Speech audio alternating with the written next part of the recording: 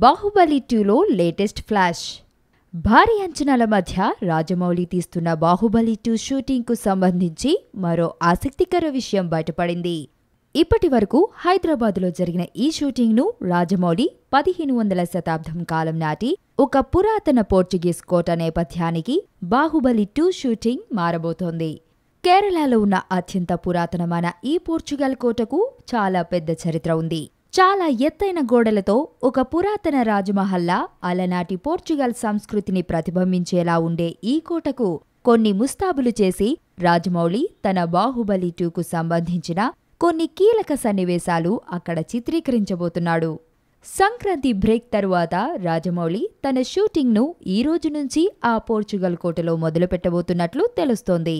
కేరళలోని అతి పురాతనమైన కన్నూర్ పోర్టుగా ప్రసిద్ధిగాంచిన ఈ కోటకు చాలా మంది విదేశీ యాత్రికులు కూడా వస్తూ ఉంటారు. ఈ రోజు నుండి సుమారు 10 రోజుల పాటు బాహుబలి 2 షూటింగ్ నిర్విరామంగా ఇక్కడ జరుగుతోంది.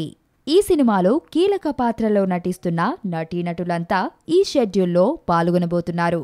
ఈ షూటింగ్లో కొన్ని యుద్ధ సన్నివేశాలను చిత్రీకరించేందుకు రాజమౌళి ప్లాన్ చేసినట్లు టాక్.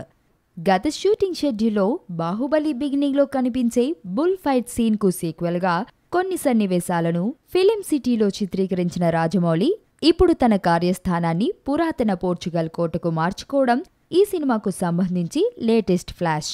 ఇంకా ఈ సినిమాకు సంబంధించి దాదాపు 120 రోజుల షూటింగ్ పెండింగ్లో ఉంది అని వార్తలు వస్తున్న నేపథ్యంలో ఈ సినిమా ఈ సంవత్సరాంతానికి అనుకున్న విధంగా రావడం కష్టం అనే మాటలు వినిపిస్తున్నాయి.